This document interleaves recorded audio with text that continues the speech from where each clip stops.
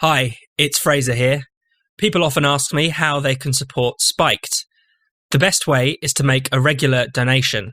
Even just £5 per month, the cost of a pack of face masks can make a huge difference to our work. It's thanks to listeners like you who make regular monthly donations that Spiked is able to keep producing our groundbreaking articles, essays, podcasts, and more. So, to start your regular donation today, just go to spiked-online.com and click the red donate button in the top right corner. That's spiked-online.com and the red donate button in the top right corner. Now, back to the Spiked podcast. Hello and welcome to the Spiked podcast. I'm Fraser Myers, and joining me this week, as ever, we have Spiked's deputy editor, Tom Slater. Hello. And Spiked columnist, Ella Whelan. Hi. Today, we're talking about the storming of the Capitol. We're going to walk down to the Capitol.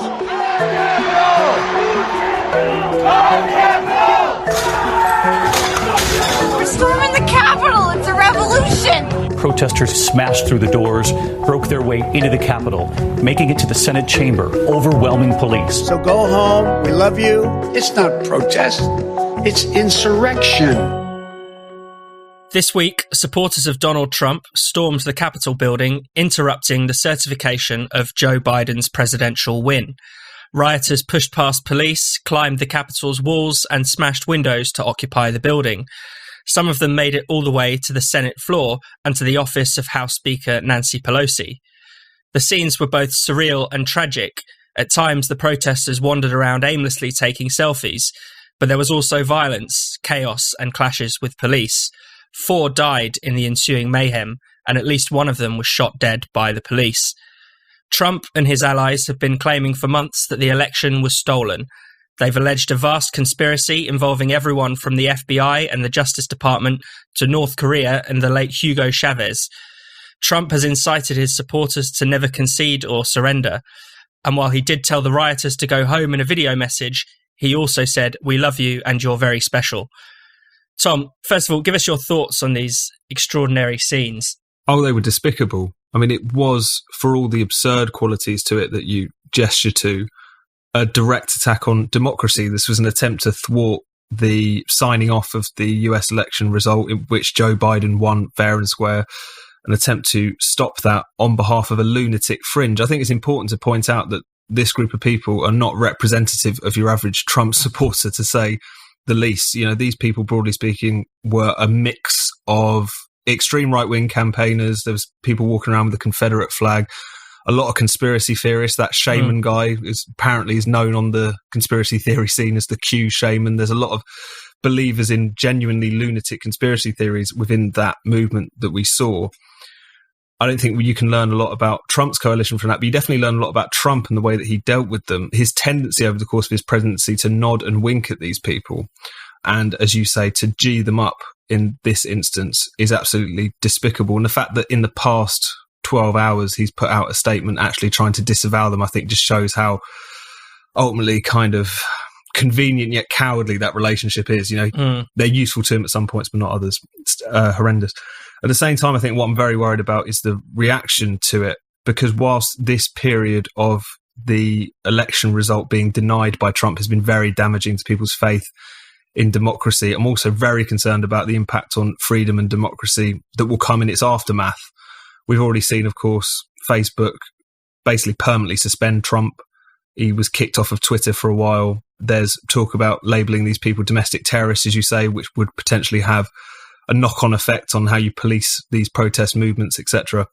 And there's a real danger that, just as the storming of the Capitol could cast a long shadow over people's faith in democracy, that in relation to the kind of technocratic elites' regulation of free speech and democracy, that this will also be used as a kind of pretext for it.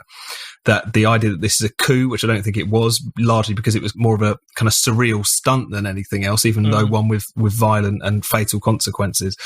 the spectre of that could easily be used to hem in political debate and to regulate politics in a way that I think could be really serious. Because, looking at the people who stormed that Capitol building, these people ultimately, they don't look like winners, do they? This is the lunatic fringe of a coalition which is on its way out of power. The thing that really concerns me is the people who are about to assume that power again, the people who've retained their cultural and institutional power, even over the Trump presidency, doubling down in the wake of this. And I think that's really got the potential to cast an even longer shadow than the events of the last couple of days. Ella, your thoughts? I agree with that. I think it's interesting to just pause and look at what happened within the space of that evening, because I was kind of grotesquely fascinated by it, because it was so revealing about the state of contemporary politics, in that things that Tom's already said, lots of them were live streaming to their social media platforms as they went on, taking selfies, some with policemen, which is a very serious thing, or taking pictures of themselves sat in Nancy Pelosi's desk amid lots of strewn paper and smashed windows. The pantomime aspect of it with the costumes, not just that shaman, but people dressed up as Abraham Lincoln, people dressed up as superheroes, people dressed up in kind of full camo. It had a really carnivalesque quality to it with serious elements. I mean, there were people in there wearing jumpers with "Work makes you free" written on it, Auschwitz quotes. Of course, there was the flying of the Confederate flag, something that has never happened, even during the Civil War in the Capitol building. Lots of people pointing out the kind of grotesque symbolism of that. But it was so shallow. And if you actually listen to what they were saying, the kind of common message of lots of the rioters who were interviewed on ITV were saying, "We are good people. You made us do this." It was so kind of drippingly pathetic, and like, "You have forced us to do this. We really don't want to do this."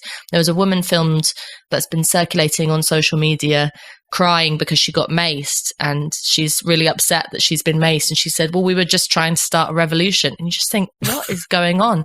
I think it's fair enough and right to, to some extent, to laugh at this, the ridiculousness of it, the patheticness of it, the kind of the shallowness of it, because the thing that's, as Tom says, that's worrying is not these kind of people who are doing this stunt, a stunt which is, stunts can sometimes be brilliant, but a stunt that's based on such an empty, baseless claim that the election was stolen. The reaction is the worrying thing. So people talking about it being a coup, certain British journalists getting upset that other British journalists were using words like scuffles. I mean, you can take this seriously in terms of it's an attack on democracy, and the symbolism of that is the important thing. The symbolism of going to the Capitol, declaring that this is our house and not anyone else's. But I think that we risk allowing or giving this kind of pantomime politics too much credit if we start using words like terrorism, if we start talking about the idea that this was a coup, or that there's kind of conspiracy theories flying around that it was planned, they were paid actors. Some people are saying they were paid actors by Soros, because the level of anti-Semitism always infects these kinds of discussions. But it's differentiating between the weirdness of what happened in the space of those hours and the reaction to it, which is the important thing going forward. Because as Tom says, these people will go home. Lots of them haven't been arrested, which is another question about the way in which the police responded to it.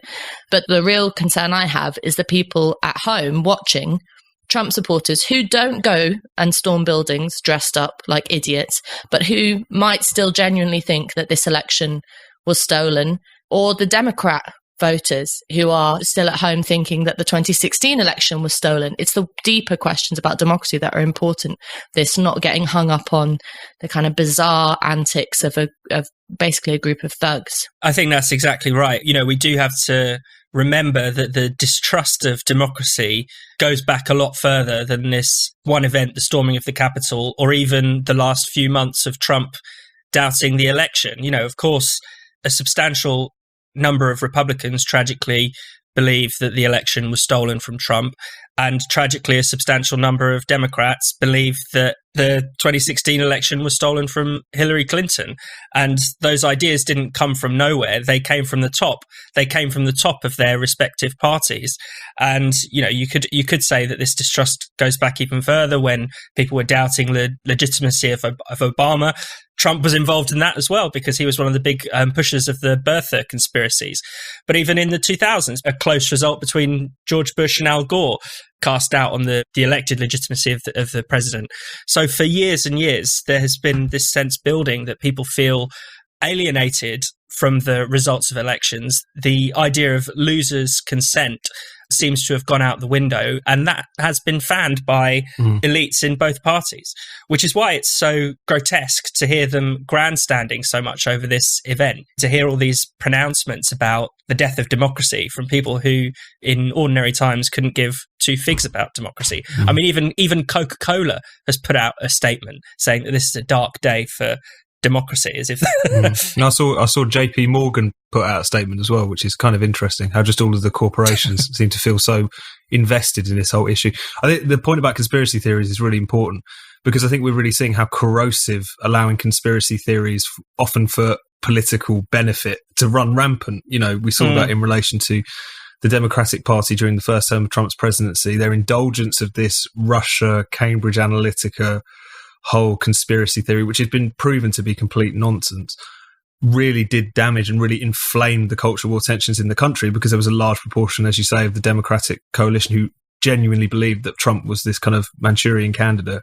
And then on the Trump side, you just have a slightly more extreme and elegant version of that, something which is even more absurd, arguably, but nevertheless still has many of the same characteristics. This idea that this kind of nexus of Venezuelan-made voting machines and Soros, etc., stole the election away from him, has been incredibly corrosive, and his indulgence of all of that. Not because I think Trump even genuinely believes any of this stuff. I mean, maybe he does, but I think the about turn he did overnight in relation to denouncing the storming of the Capitol and then committing himself to the peaceful transfer of power shows this was always a bit of a game for him anyway. It's just been really, really damaging. But I think at the same time, whilst it's important to show up the kind of double standards on democracy and the double standards on conspiracy theories and how that's all played out, I think it's also quite clear that you are seeing this kind of like mirror image nihilism brewing on the kind of extremes of both ends, which is really, really concerning. And what's really striking is that if you think back to the summer as well, because we've seen something like this happen before. If you think about the wake of the kind of George Floyd protests, which in certain places, particularly in Portland and elsewhere, degenerated into these kind of days-long violent campaigns against federal buildings, courthouses, police stations, constantly trying to burn them to the ground, you know, people running around and destroying neighborhoods in this incredibly nihilistic fashion. This is kind of a mirror image version of that in a different sort of way and on a different sort of scale. And what's very concerning about it is that in both cases, you have the Trump set and then obviously the Democratic establishment refusing really to either condemn it or, in Trump's case, to go the extra mile and actually really to kind of endorse it. And that's something which is really quite dangerous. We've kind of seen this year that a lot of the culture war, because it was often just limited to social media, was very testy. It was very unpleasant. But it also often felt quite trivial. It was something very kind of contained, and the kind of bile and the nastiness of it was something that you could escape just by logging off. That has turned violent this year. That has turned physical this year. And even though kind of, if you want to say Antifa on one side and QAnon on the other are the extremes of those respective arguments and are the most unhinged sections of those particular kind of political coalitions, if you like, the fact that this has kind of spilled out into the streets and even onto the streets of the capital of the United States, I think is very, very significant and will take a lot of work to try and undo what it seems has happened over the course of the past 12 months. Ella? And it's the most frustrating thing is that this kind of way of dealing with politics as a sort of point scoring game is continuing. So there's a very serious questions to be asked, for example, about the way in which this was allowed to happen. There's lots of people joking with sort of memes and stuff on social media about how lax the police were, but it's not a joke. There was like reports or rumours about doors not being guarded properly. There certainly wasn't the level of, for example, police and security that there was used to clear a space in Lafayette Square in June last year when Trump wanted to go and do a photo opportunity during the Black Lives Matter George Floyd protest. So there's a very obvious difference between the way in which security dealt with Black Lives Matter's protests and the way in which security dealt with these Capitol rioters. But the response to that, if you look at people pointing out that difference, is not to say, look at the nuances of what's going on there, but to say, why didn't the police crack down on these people harder? It's not fair. And you just think, okay, is this the future that everyone wants? That, there'll be, for example, using words like domestic terrorism, that there's no potential for political protest without police coming in and cracking heads. I mean, part of the grotesque nature of this, the important part of the grotesque nature of this, is not just that they came in and smashed windows in the Capitol, though the symbolism of that is great. It's the fact that their motives were based on complete fallacy that an election was stolen. And you can imagine a different situation, not to kind of glorify violence or glorify stunts like this, but there have in history been different situations where buildings have been occupied, very significant buildings, Capitol buildings across the US have been occupied on the basis of some quite worthy causes. So it's this the kind of point scoring nature of this, the push to kind of get one-upmanship on people, that just ends up in a complete disassociation from what the actual question is. How free should protest be? How reasonable is this particular kind of protest, or is it a riot? 2020 was a unique and challenging year that made us change our entire way of life. But with each challenge, we learn to survive, to thrive, and strive to be better. We don't know what 2021 will bring yet, but with the Great Courses Plus, we can make this our year by continuing to learn with purpose. Because when we learn with purpose, we can do better and be better. With the Great Courses Plus, the opportunities to learn are endless. You can get unlimited access to thousands of video and audio courses from top experts in their fields.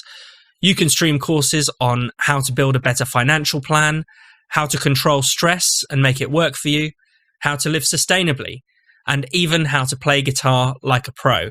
One course I've really been enjoying is Capitalism versus Socialism, Comparing Economic Systems. This course gives you a fantastic overview of the great economic thinkers and how their ideas played out in practice.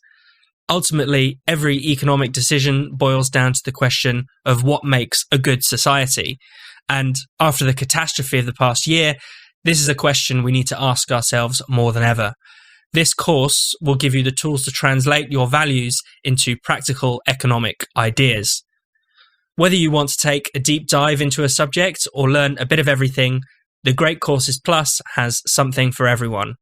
And you can download the Great Courses Plus app to watch or listen to lectures on any device, anytime, anywhere. So, what will your purpose be this year? What new things will you learn?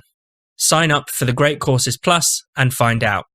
And if you visit our special URL, thegreatcoursesplus.com/spiked, you'll get a 14-day trial with unlimited access for free.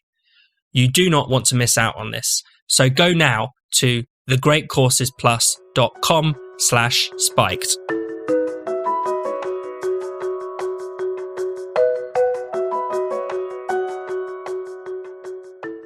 One of the most significant responses to storming of the Capitol hasn't come from politicians, but actually from social media, from Silicon Valley.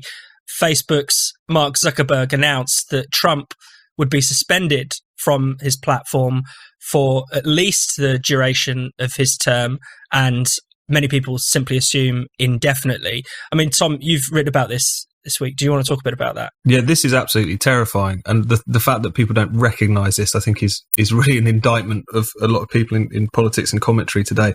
What they've effectively done is indefinitely suspend the still democratically elected president of the United States from addressing his people in one way or another. Facebook is a large part of what now constitutes the public square. The fact that it's a private company is kind of neither here nor there. It's a finicky distinction, to be honest with you. And the fact that he's been deprived of that way of actually addressing people is incredibly serious. I mean, big tech censorship, we've talked about it a lot on this show. We write about it all the time. It's slowly been encroaching into more and more areas of political discussion and debate in recent years. The past year has been terrible for accelerating that, what with clampdowns on COVID misinformation, which often just take the form of clampdowns on lockdown dissent. Again, increasing pushes to police hate speech, the definition of which seems to get wider by the day. All of that is really concerning. But where Trump was concerned, the social media companies always held out that little bit. They would slap warnings on his tweets. They would sometimes try to limit the spread of them. You can remember, if you cast your mind back over the course of last year, his tweets about COVID, his tweets about the Black Lives Matter protest, where he said, when the looting starts, the shooting starts. There's a few other examples where they were slapped with warnings. Obviously, ever since the election, everything he says about the election comes with that little health warning about his claims being disputed, all of which is also censorious in its own way. But nevertheless, they would never cross that line into saying we're going to shut down his account, because he's the democratically elected president of the United States. And what he says is kind of, in the public interest. The fact that they've crossed this line, I know it's only for the last 2 weeks, but this is, on the point of principle, very, very significant. If big tech censorship wasn't bad enough to begin with, the fact that they are now taking it upon themselves to censor even Donald Trump is very, very serious. And it just strikes me as so bizarre that there are so many people, particularly on the left, who are not only celebrating this, but actually bear a large part of the responsibility for bringing it about in the first place.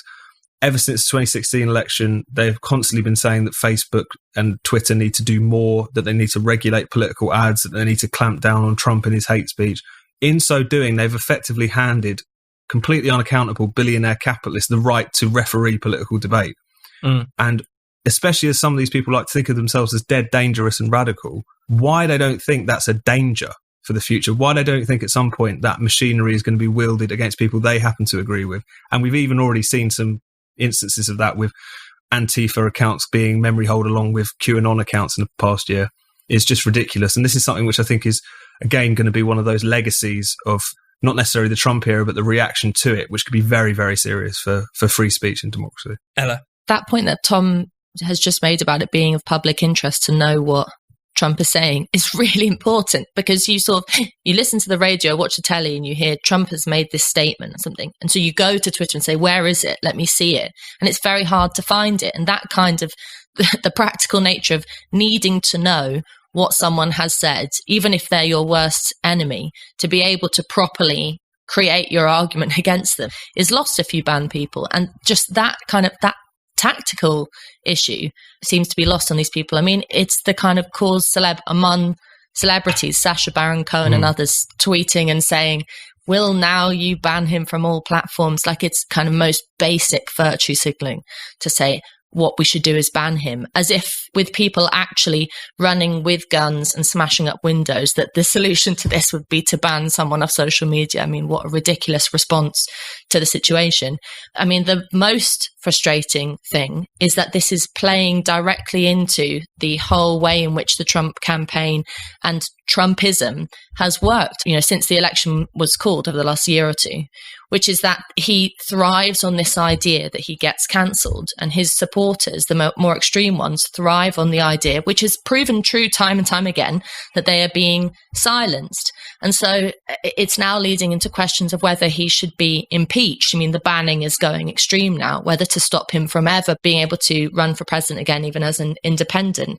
And that drive to basically push the problem of Trumpism away or underground by silencing it only enlivens this particular extreme level of his base even further. So the solution that we want, or the future that we want, is to not have to, I don't want to have to deal with Trumpism anymore.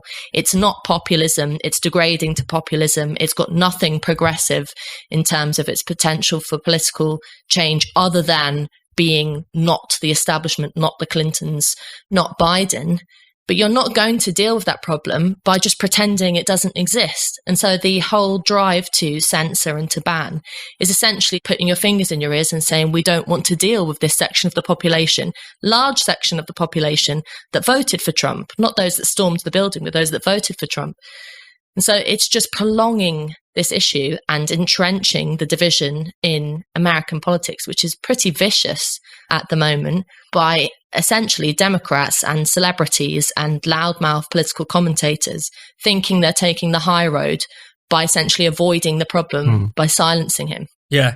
And it's interesting to see that the censorship has even gone wider than big tech. Senator Josh Hawley has had his upcoming book, which ironically is about big tech censorship, pulled by Simon & Schuster because he was involved in Trump's campaign to overturn the vote. And the whole thing is just tragic. Do people really think that the way to deal with these kinds of politics they don't like, or politics that in the case of Trumpism has really, gone off the rails and has become dangerous, people think the way to deal with that is censorship, and it never will be. And it's interesting that people, want to make comparisons with the Nazis and the fascists of old and say that, well, if only they hadn't been given the oxygen of publicity, it never would have happened. But of course, that historical analogy is completely untrue. The Nazis were often arrested in Weimar Germany for producing anti-Semitic propaganda and, various other forms of incitement to racial and religious hatred. It was the inability to deal with these things politically that allows them to get out of hand. Now, thankfully, Trumpism has been dealt with politically. He has lost, and his opponent, Joe Biden, has won the most significant popular vote in history. You can say that the public has dealt with Trumpism, but at the same time, there is still this urge among the establishment to try and memory hole the whole 4 years. They respond to Trump with such disgust that, he cannot simply be defeated. He has to be erased entirely. We can never let him in. We can never hear another word he says.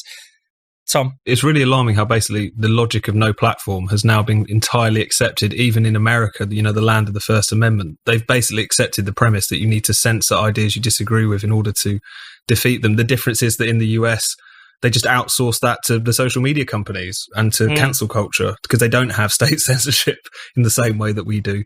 The triumph of that idea is really dangerous. I think the other thing that's dangerous is because it's, again, based on the premise of this idea, not saying that you were saying this, Fraser, that what has happened over the course of the past 4 years is fascism. And it's not. Don't get me wrong, there were some pretty extreme right-wing fascistic people who were in the mix of those protests the other day, people walking around with Auschwitz T-shirts on and all the rest of it. But on the whole, it's something a lot stranger, weirder, kind of postmodern, kind of unserious, still vicious with the potential for violence as we've seen. But it's something that is very much of the 21st century.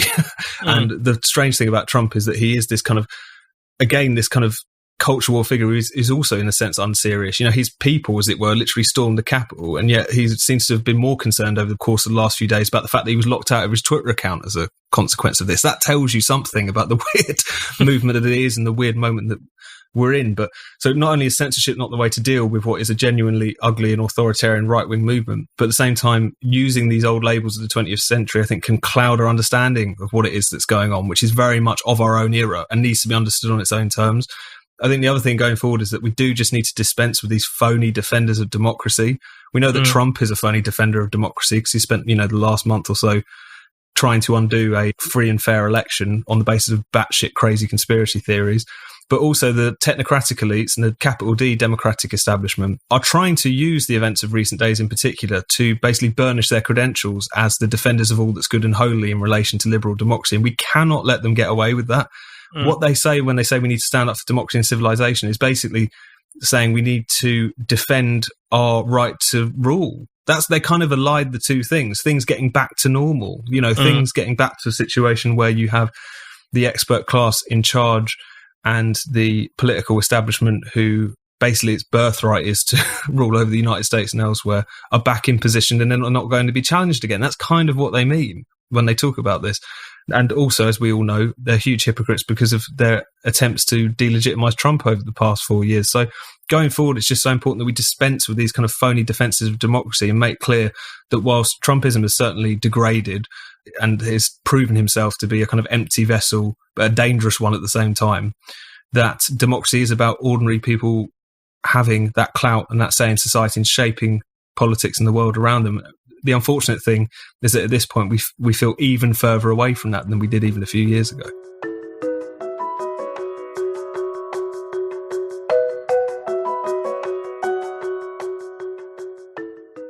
Thanks for listening to the Spiked podcast. We'll be back next week.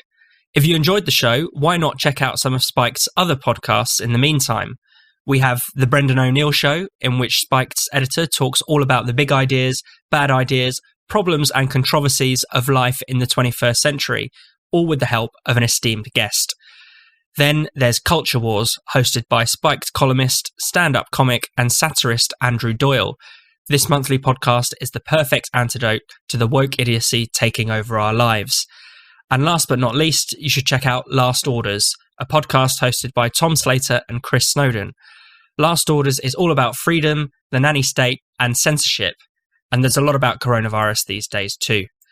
You can listen to all these shows with your favourite podcast provider, or you can find them on the Spiked website at spiked-online.com. Thanks for listening. See you next week.